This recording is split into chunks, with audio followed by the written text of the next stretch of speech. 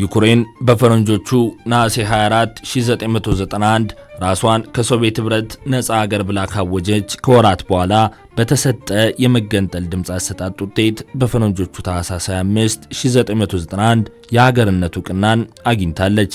እናም ይሄ ውሳኔ የሶቪየት ህብረቱ መሪ ዳግም የማዋሃድ እርምጃን ያስቆመ ለህብረቱ መንኮታኮትም ምክንያት እንደሆነ ይነገራል።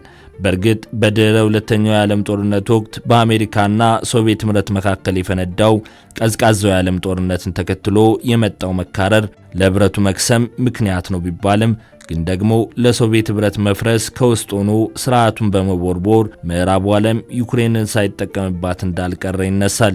ያ ዩክሬንን ከሶቪየት ህብረት ማዕፀን የወለደ የመገንጠል ህዝበ ውሳኔ በእርግጥም በአብላጫ ድምፅ የተከወነ ነበር። የወቅቱ የአሜሪካ ፕሬዝዳንት የነበሩ ጆርጅ ቡሽ አሁን ዩክሬን ሀገር ሆናለች፣ ሶቪየት ህብረትም ፈርሷል ብለው በይፋ ማወጃቸውም ተሰማ።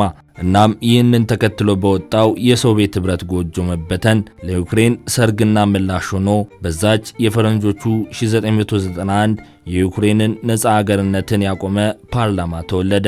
ፓርላማውም ዩክሬንን ከሶቪየት ህብረት ያፋታና በራሷ ነፃ ሀገር አድርጎ ያቆመ አዋጅን አጸደቀ። ይህች በምስራቅ አውሮፓ መገኛዋን ያደረገችው በቀጠናውም ከሩሲያ በመቀጠል ሁለተኛዋ ባለግዙፍ የቆዳ ስፋት ሀገር ዩክሬን ሩሲያንና ጥቁር ባህርን ጨምሮ በበርካታ የአውሮፓ ሀገራት የተከበበችም ናት። ዩክሬን ውድና በዓለም ላይ ተፈላጊ የሆኑ የከርሰ ምድር እምቅ ማዕድናትንም ያረገዘች ሀገር ናት። እናም ይህንን ተዝቆ የማያልቅ ሀብቷን ለማፈስ የቋመጡ ሀገራት ስለመበራከታቸው ብዙ ምልክቶች አሉ። እንዲያውም ከ3 ዓመታት በፊት የተከሰተው የሩሲያና ዩክሬን ጦርነት መነሻ ሀገሪቷን ባዶ አድርገው ሀብቷን ለመዝረፍ በተመኙ አጋር መሳይ ጠላቶቿ የተጠነሰሰ ሴራ እንደሆነ ይነገራል። በተለይም አውሮፓውያን ሩሲያን ወደ ጦርነት እንድትገባ የሚያደርግ ቀስቃሽ እርሾን ተጠቅመዋል። ለዩክሬን ላማለኝ በሰማይ የሆነው የኔቶ አባል የመሆንን ጉዳይ ያሳዩት ምዕራባውያን በማይጨበት ተስፋ ሀገሪቱን ወደማትወጣው የጦርነት አዘቅት ጎትተው ከተዋታል። አሁንም ቢሆን በሁለቱ ወገኖች መካከል ሰላም መስፈን የሚለው ጉዳይ የተዋጠላቸው አይመስሉም። ይልቁን የጦር መሳሪያ የማቀበሉን ተግባር ግፋ ብለውበታል እንጂ። ለማሳያም በአሜሪካንና አውሮፓውያን መካከል አሁን ለተፈጠረው ተቃርኖ የዩክሬን ጉዳይ ነው። በአሜሪካ ታሪክ ለሁለተኛ ጊዜ ተወዳድረው ወደ ስልጣን በመምጣት ብቸኛ የሆኑት ባለረብጣ ዶላሩና ነጋዴው ዶናልድ ትራምፕ ጅማሯቸው በሁለቱ ሀገራት መካከል ያለውን ጦርነት አስቆማለሁ የሚል ቢሆንም ከኋላቸው ያለው እውነት ግን ጦርነቱ እንዲቆም ከፈለግሽ ማዕድንሽን አሳልፈሽ ስጪኝ ማለታቸው በአደባባይ የተሰማ ቃል ነው። እንዲያውም የሀገሬን ሀብት አልሰጥም ብለው ያቅማሙት ዘለንስኪ በጋዜጠኞችና ዓለም ፊት እንዲዋረዱ ማድረጋቸው በተግባር የተገለጠ ሀቅ ነው።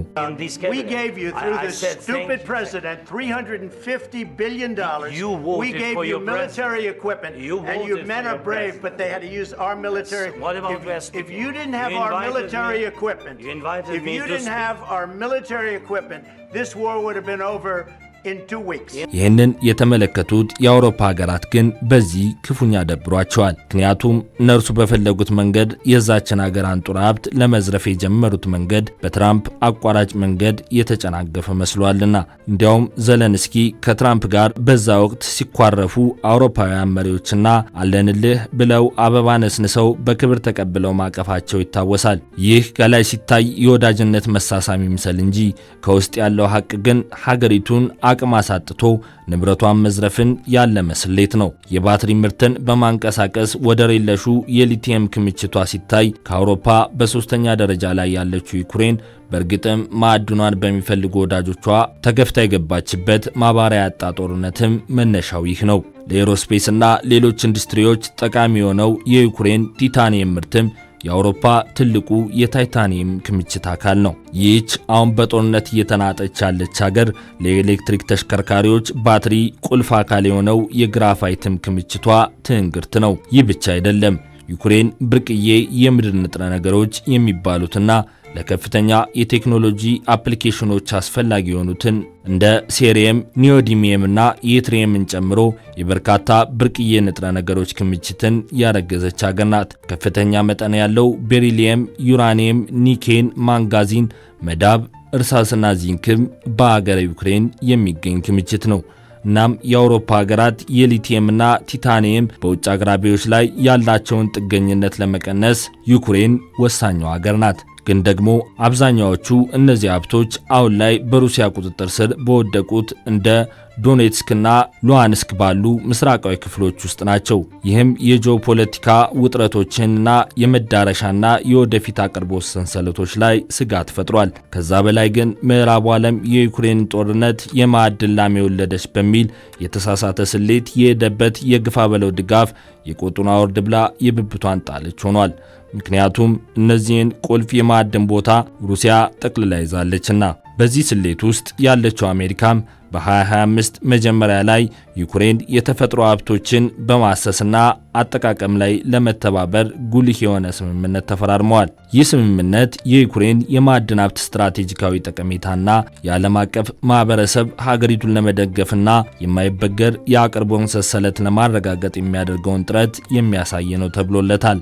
አውሮፓ የዩክሬንን ማዕድን ለመቆጣጠር እየሞከረ ስለመሆኑ ምንም አይነት ፈጥኖ የወጣ መረጃ የለም ቢባልም ግን የዩክሬንን ሰፊ የማዕድን ሀብት ለማግኘት በተለይም ለአሜሪካና ዩክሬን የማዕድን ስምምነት ምላሽ ለመስጠትና በአካባቢው ተጽዕኖ ለመፍጠር የአውሮፓ ፍላጎት ከፍተኛ ነው። የአውሮፓ ሀገራት የራሳቸውን የኢንዱስትሪ ፍላጎቶች ለመደገፍና የወደፊት ኢኮኖሚያዊ ሕይወታቸውን ለማስጠበቅና ቲታኒየም፣ ሊቲየም እና ግራፋይት ያሉ የዩክሬን ወሳኝ ሀብቶችን የራሳቸው መዳረሻ ለማድረግ ተራራ እየቧጠጡ ነው። እናም ለምን አውሮፓ በዩክሬን ማዕድን ላይ ፍላጎት ኖረው ለሚለው ጥያቄ ለዘመነኛው የኤሌክትሪክ ተሽከርካሪዎች፣ የኤሮስፔስ አካላትንና ሌሎች ከፍተኛ የቴክኖሎጂ ኢንዱስትሪዎች ምርት ወሳኙ የማዕድን ቁልፍን ከዩክሬን ለመቀበል የሚለው ወሳኙ ምላሽ ነው። ምክንያቱም ለማምረት አስፈላጊ የሆኑትን ቲታኒየም፣ ሊቲየም እና ግራፋይትን ጨምሮ ወሳኝ የሆኑ ማዕድናትን በዛች ምድር አሉና። እናማ የዩክሬንን የበላይነት በሩሲያ ማቀዳጀት የሚል የማይጨበት ተስፋን ለዩክሬን እየጋቱ ሀገሪቷን በዕዳ ጠፍንጎ ተዝቆ የማያልቅ ወሳኝ ሀብቷን መዝረፍ የምዕራቡ ዓለም እውነታ ሆኖ ተገልጧል። አተርፍ ባያ ጉዳይ የሆነችው ዩክሬንም በምዕራቡ ዓለም ግፊትና ይሁንታ የገባችበት ጦርነት ወሳኝ ግዛቷን ያስረከበችበት የንጹሐንንም ሕይወት ያጣችበት ሆኖ ቀጥሏል።